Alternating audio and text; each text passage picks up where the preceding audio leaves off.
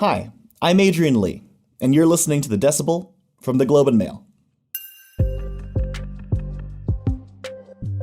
There's a debate blowing up right now about inflation. Yes, I know, it can be a groaner, both the topic and also the puns.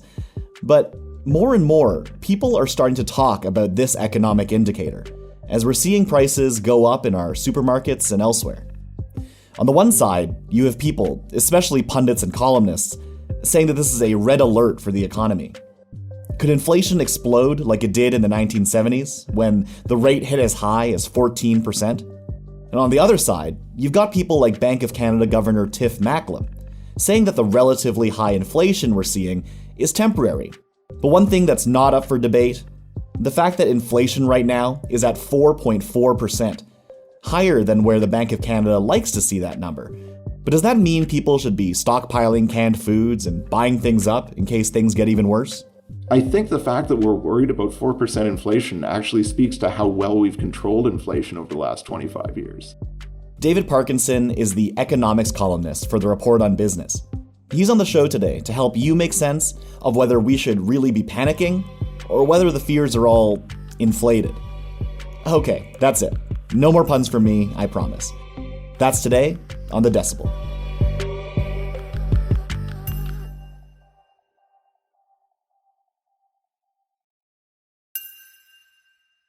Thanks, David, for joining us today. Hey, Adrian, thanks very much for having me. So, look, I should start with a confession. I may or may not have been bulk buying bags of dried beans just because they won't go bad, and I've been hearing a lot about inflation on the price of things. Just looking to make sure my dollar goes as far as possible when I guess it comes to pulses. But, I can't be alone in feeling the pressures of rising prices as a consumer. What have you been hearing about how inflation is affecting Canadians these days? Yeah, I think you're right. And it affects everybody differently, obviously. And I had not loaded up on my pulse crops either. But yeah, I mean, we experience these things differently. And so for some people, if I am a professional driver and have to move a vehicle across the province several times a week, then it's really going to hit my business because fuel prices have gone through the roof. But not everything has. And I think that's something that we've got to keep in mind, is that these pressures are not felt equally by everyone across everything. There have been some things that have really seen price spikes, but that's not necessarily an inflation problem. What are specific examples of places where you've seen inflation affect Canadians these days? There are certain places where it's hard to miss it. There can't be any other product in the world that advertises its prices more than gas stations do. And every time I hit another street corner, I see that it's gone up another 10 cents or another 20 cents. But, anybody who goes grocery shopping too. I mean, again, it's like, you know what you're buying all the time. You know what milk costs. You know what bread costs. You know what vegetables cost. And then there's the products that you buy infrequently, but are hugely expensive. So anybody who wanted to buy a house or anybody who wanted to buy a car knows that the prices of houses and the prices of cars, if you can get one, have gone up. We should back up, actually, and just start with a definition. So explain inflation to me like I'm a kid. Well, it's important to remember that inflation is not prices going up. It's the rate at which prices go up. So you need to think about it not so much as it cost me more to buy an ice cream cone. Rather, it emptied my wallet more quickly to buy all the things I buy in a week. Inflation is really how quickly we go through a bunch of money to buy the same basket of goods from week to week. And of course, the inflation rate is really expressed as a one-year rate. So when we actually talk about that inflation rate, we are comparing a basket of consumer goods, of the average set of consumer goods that people buy, against what they cost 12 months ago exactly. So when we talk about the inflation rate, that's kind of what we're doing. But the concept of inflation is simply an acceleration of the rate at which prices are going up. Yeah. What is that basket of goods? Has that been the same for years now, the same basket of goods? It changes. This is the Consumer Price Index, or CPI, is the standard measure for inflation. And it is a bunch of goods that an average consumer buys. It's adjusted based on regular spending patterns, and Statistics Canada goes and takes a look at that on a periodic basis and does adjust it. So obviously, the cost of paying the monthly fees for a cell phone didn't exist 30 years ago. So things like some of the technology gets added in as we start to change our consuming patterns. The pandemic has thrown those consuming patterns really out of whack. So adjustments have been made, but it's hard to make them really on the fly. So we're kind of guessing a little bit, but it's a reasonable measure of what an average person would buy in an average year. And what are the factors that influence inflation to go up or down? Or rather, per your definition, what are the things that make the rate at which prices go up faster or slower? Well, I think what we're experiencing right now is really sort of classic economics 101 on this stuff, because it really boils down to supply and demand. When there are limits on the supplies of goods or the ability for those goods to reach the consumer, as there are right now, as we've had some obvious problems in a lot of places in the world in getting things going again as their economies reopen. And that doesn't align with very strong demand that we've seen as people have been able to spend their money again and things have opened up and they've, that's the misalignment of supply and demand. We've got constraints on supply and lots of demand. It almost feels like, though, that folks, like you or I are just talking about inflation more. I mean, like I said, I admit that I'm now looking at the prices of beans, and I want to make sure that I get my dollar to stretch as far as possible on that. Friends of mine are talking about the prices of things. And does that concern feel earned to you right now? I think it's real. I don't think we want to diminish that it's something people have become keenly aware of, especially when prices are unpredictably high in products that maybe we weren't used to ever seeing price changes for a very long period of time. I think it's being overstated to a certain degree in terms of the level of concern. But I mean, my own feeling, and it's sort of, it's kind of a rule of thumb that people who have sort of kicked around economics and markets for a few years come to realize that when everybody starts talking about something, it's a pretty good sign that it's running its course. I literally had the guy cutting my hair the other day asking me about inflation.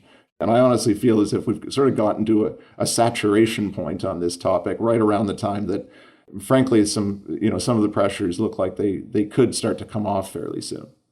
And why is that?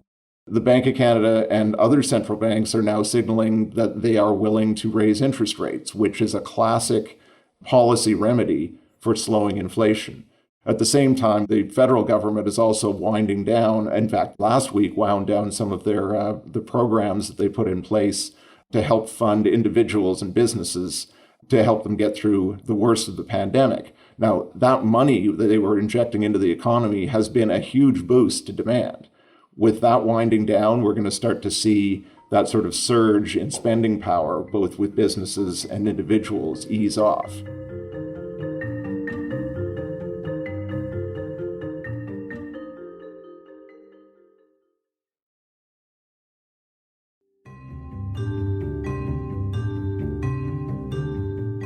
Well, one thing that seems different in looking at that supply and demand calculation is that there are these supply chain problems that we're hearing a lot about. How is that affecting the supply side? It is very unusual, and this is one of the things that a lot of economists have said, and it's certainly something that Tiff Macklem, who is the governor of the Bank of Canada, he said many times, is that it turns out it's a lot easier to turn off an economy than to turn it back on again. And when we talk about supply chain problems or supply chain bottlenecks, I mean, it's a bit jargony, but obviously really all we're talking about is that all of the bits and pieces that go into the thing that I want to buy, whether it's a car or a bike or even the groceries in the supermarket, all of those things have to go through a process to actually get on the shelf for you. All of them have parts that need to go into that. And in a lot of cases, they're coming from all around the world.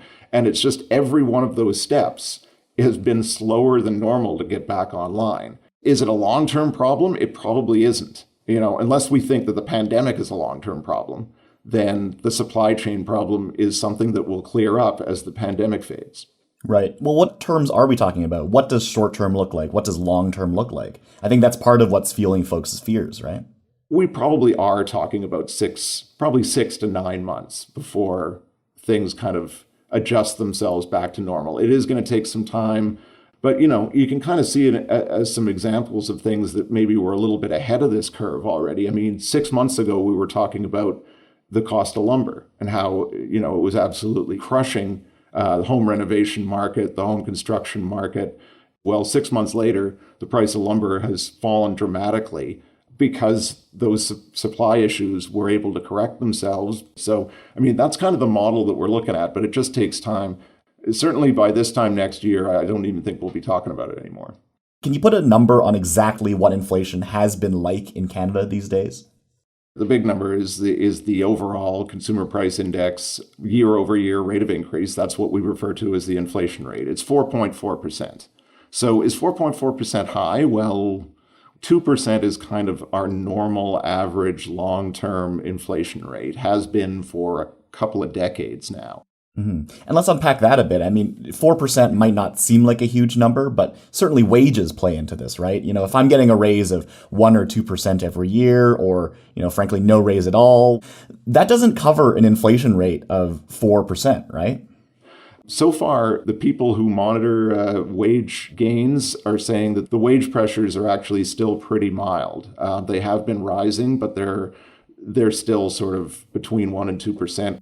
What you don't want to happen is for people to start expecting 4% inflation. And then they start going to their employers and demanding 4% a year raises in order to cover inflation. And then that starts getting embedded in the entire cost structure. And then it becomes a self-fulfilling prophecy. You do then end up with 4% inflation.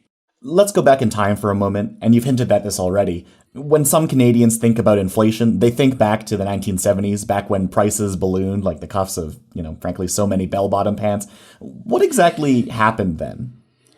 Well, it's a very complicated situation. I think the biggest trigger was a completely dramatic shift in the cost of energy sources. We were still a much more energy-intensive economy at the time. And it combined with irresponsible government spending. We kind of sent ourselves into a little bit of spiral that was really kicked off by an extreme increase in energy costs. Mm-hmm. Now, we have just experienced an extreme increase in energy costs. Right. So it doesn't surprise me that some people get a little nervous about that because, it was a trigger in the past, but we're not as energy intensive as we were, 40, 50 years ago. It really doesn't look the same as the 70s. There's almost nothing in this that looks the same as the 70s. Did that in some way fuel the panic today, this ghost of just 5 decades ago where inflation, really took a chunk out of Canadians? I don't know. Do you think people have memories that long? I really don't. I do, but, I'm old. I don't know. To be honest, I think the fact that we're worried about 4% inflation actually speaks to how well we've controlled inflation over the last 25 years. 4% inflation used to be the thing that we would do cartwheels about. We would have been thrilled with 4% inflation if this was the early 80s. So last week, the Bank of Canada indicated that it may raise interest rates as early as the middle quarters of 2022, so maybe April. What's that going to do to inflation? Well, just saying it has an impact. Just saying it starts to nudge interest rates in the market upwards. There starts to be a shift in mentality. So much of controlling inflation in the long term is, and I said it before, it's controlling inflation expectations because it can become self-fulfilling. Mechanically, what happens is you raise interest rates, it increases the cost of borrowing, fewer people borrow, it slows growth, and that slows price pressures. Demand slows down. It's hard to do anything with policy about supply, but you can slow down demand and give supply a chance to catch up. And that's kind of what it will do mechanically. And last week, we also got some new GDP numbers that show that the recovery is slowing a little bit in the economy, which grew by 0.4% in August, which is slightly below what was expected. Do these indicators tell us anything about where inflation may be trending? It's still growth, and it's still pretty healthy growth, but it's slower than people had anticipated. We've had a very, very rapid recovery. And now what we are seeing is, in fact, some of those supply problems that have been pushing inflation are also slowing down consumption, mainly because if I can't buy something, I can't buy it. And that's sort of what's starting to happen now, is that we're seeing household consumption, exports easing off a little bit because stuff just can't move as fast as we want it to. So prices going up is normal, maybe even good, and restarting an economy is hard and is going to be awkward. But what really is abnormal here is, hopefully a once-in-a-lifetime global pandemic, in particular with supply, right? Yeah, absolutely. And this is the thing that we got to keep in mind is we've never done this before. We knew it was going to be complicated, and we knew that there were going to be hiccups coming out of it. And of course, the longer the pandemic lasts, the more complicated it is to get things back to normal. So if you want to know sort of what's the quick solution to this, or what's the best route to solve this, let's get the world vaccinated. The quicker we get that done, the quicker these pressures can come off and business can go back to something approaching normal. These are the kinds of strains we're going to see when we try to throw the switch back on a global economy that's really never been turned off like this before. But the quicker we can actually get the bits and pieces back into place, and that means vaccinations and getting the pandemic behind us, the quicker we can see these pressures come off. Okay, well, thanks for joining us. All right, take care. That's it for today. I'm Adrian Lee. Our producers are Madeline White and Cheryl Sutherland. David Crosby edits the show. Kasia Mihailovich is our senior producer. Angela Pacenza is our executive editor. Thanks to David Parkinson. You can find him on Twitter at ParkinsonGlobe. Email us at thedecibel@globeandmail.com. If you want to reach me, I'm on Twitter at Adrian K. Lee. If you haven't already, hit that follow button wherever you're listening so you never miss an episode. Thanks so much for listening, and I'll talk to you tomorrow.